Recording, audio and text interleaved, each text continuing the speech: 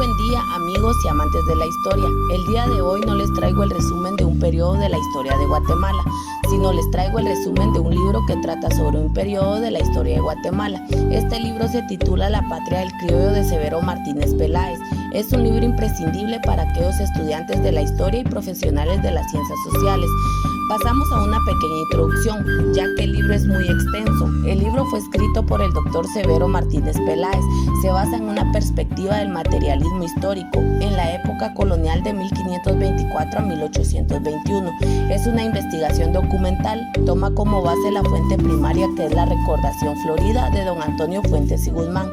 Además, quiero aclarar que en el libro hace referencia al término indio, la cual se refiere a los indígenas descendientes de los mayas, pero actualmente decir esta palabra es algo discriminativo, y cuando me refiero al término indio lo haré en base a cómo lo escribió el personaje Severo Martínez Peláez.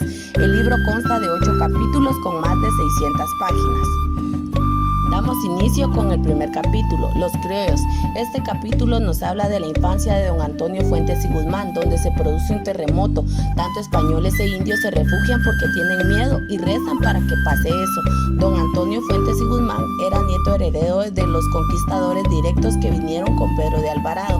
Hay 2 tipos de criollos: los que no se mezclaron con otras etnias se consideraban puros españoles, y los criollos, hijos de españoles que vinieron posteriormente. Habla que efectivamente los españoles eran superiores a los indios. Esta superioridad cultural y bélica era la que permitía esclavizar a la servidumbre indígena.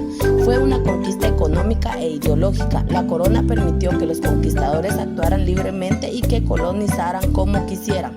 La Recordación Florida se escribió porque Fuentes y Guzmán amaba su patria.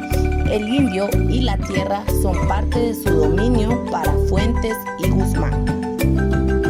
Así es como le damos finalización al primer capítulo de este impresionante libro. Capítulo 2. Las 2 Españas. Acá nos habla acerca de una España que es bella, de donde vienen los conquistadores. A pesar que no la conocieran, para ellos era bella, pero también estaba la otra España, que se entrometía y que no dejaba explotar al indio. En este capítulo se idealiza a don Pedro de Alvarado. En muchas ocasiones lo exalta, sin tomar en cuenta que hizo muchas atrocidades. Fue muy cruel, juzgado en México y España, pero para Fuentes y Guzmán eso no importaba. Cuando los primeros colonizadores vinieron, se empezaron a repartir la tierra y a los trabajadores. A esto se le llamó repartimiento.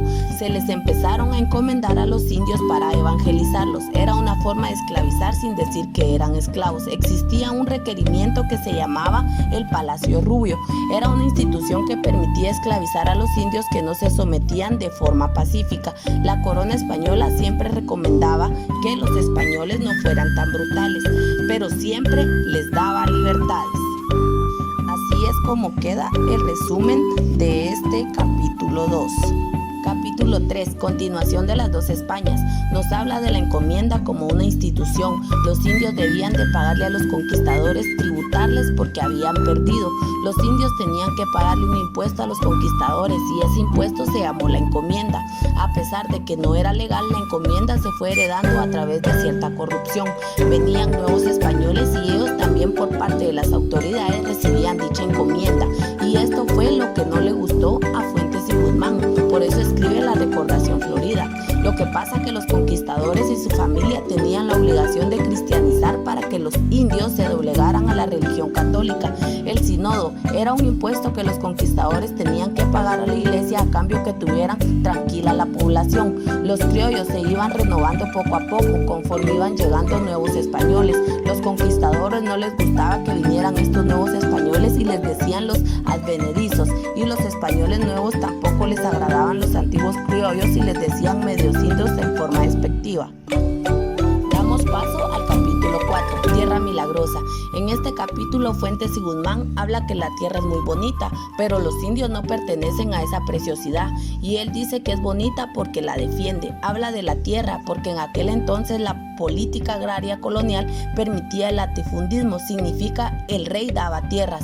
El principio que debemos de conocer es el señorío. Esto quiere decir que el señor de la tierra era la corona, era el rey. Toda tierra conquistada, toda Guatemala y Centroamérica era del rey. Los españoles que recibían poseían tierra tenían la posibilidad de usurpar o robarse más tierra con la condición de que se le pagara. Los indios también recibieron tierras. Cuando dejaron de ser esclavos por las nuevas leyes, estas tierras eran administradas por alcaldes indios. En 1810, 11 años antes de la independencia, se propuso una reforma agraria. La idea era distribuir y dividir los latifundios, es decir, estas grandes proporciones de tierra que no se estaban usando. Obviamente esta reforma no se dio. Ahora vamos a dar paso a lo que es el siguiente capítulo. El capítulo 5 nos habla específicamente del indio. En el primer apartado, Fuentes y Guzmán se queja que el indio es una persona haragana, pero al mismo tiempo habla que es trabajadora. Nos habla que es desconfiada, pero también sin querer nos explica por qué es desconfiada, porque la han engañado. Los indios persistían en su paganismo, es decir, tenían su propia religión, mezclaron el catolicismo con sus ideas y a esto se le llamó sincretismo. Los tres grandes prejuicios que tenían los criollos sobre los indios: primero, decía que eran haraganes. Segundo, que los indios eran bolos. Unos también decían que los indios no eran pobres a pesar de sus condiciones. La haraganería que manifestaban los indios era por no trabajar en algo que no les gustaba. En sí, el indio no quería trabajar porque a la larga no recibía nada. Entonces, el no trabajar era una forma de resistirse. El indio, desde la perspectiva del criollo, no era más que un trabajador que le producía mucha riqueza. Seguimos con esta interesante lectura. Capítulo 6. Este capítulo es el más largo del libro, abarca casi un tercio del libro. Los primeros mestizos, dijimos que era la mezcla entre españoles e indios. Los primeros hijos de los españoles con las indias, por decirlo de esta forma, eran personas que no recibían herencia, obviamente porque no estaban reconocidos, estaban fuera del matrimonio. Los primeros mestizos tenían buena constitución porque eran hijos de conquistadores e indias que no habían sido sometidas por siglos, pero estos mestizos fueron creciendo, se fueron multiplicando y es lo que somos la mayoría de guatemaltecos, mestizos. Los esclavos negros fueron traídos porque hubo una sobreexplotación de los indios. Muchos de los negros eran tratados mucho mejor que los indios porque les habían costado dinero. Los negros también maltrataban a los indios. La plebe urbana eran personas pobres que vivían en las ciudades, no tenían educación, pero no todos eran pobres. Acá, entre la capa artesanal proveedora, también existió la capa media urbana, gente que logró obtener mucho dinero, y esta capa de ladinos fueron los que promulgaron la independencia sin ser criollos. Capítulo 7. Pueblo de indios. Después de 1542, cuando surgen las leyes nuevas, surge una institución que se llama la reducción. Lo que pasaba allí es que cuando los españoles vinieron, muchos indios se fugaron, se fueron a los pueblos. Entonces la nueva ley decía: vamos a reducir a todos a un lugar geográfico y se va a llamar pueblo de indios. La idea del repartimiento era que tenían que ir todos los que fueran hombres de 16 a 60 años obligados a ir a trabajar. En la práctica, el repartimiento se dio para que hubieran muchos abusos. En 1667 se limitó el repartimiento. La forma de trabajo era terrible. Había muchas formas en que los criollos atormentaban a los indios pobres. Había otras formas de repartimiento, como el repartimiento de mercancías, donde obligaban a los indios a comprarles ciertos productos aunque ellos no quisieran, y también el repartimiento de hilazas. Los alcaldes eran los indios ricos porque estaban exentos de pagar tributos. Los indios por 400 años vivieron pobreza material y cultural. Y por último, pero no menos importante, Capítulo 8. La colonia y nosotros. Severo Martínez nos hace sus reflexiones finales. Lo primero que nos dice es que el sistema colonial siguió perdurando y sigue perdurando, según él, hasta la actualidad, porque en 1821, cuando fue la independencia, esta forma de explotación de repartimiento, que después se llamó mandamiento, siguió funcionando, y en 1871 la revolución, la reforma liberal de Justo Rufino Barrios y Miguel García Granados siguió fomentando la explotación.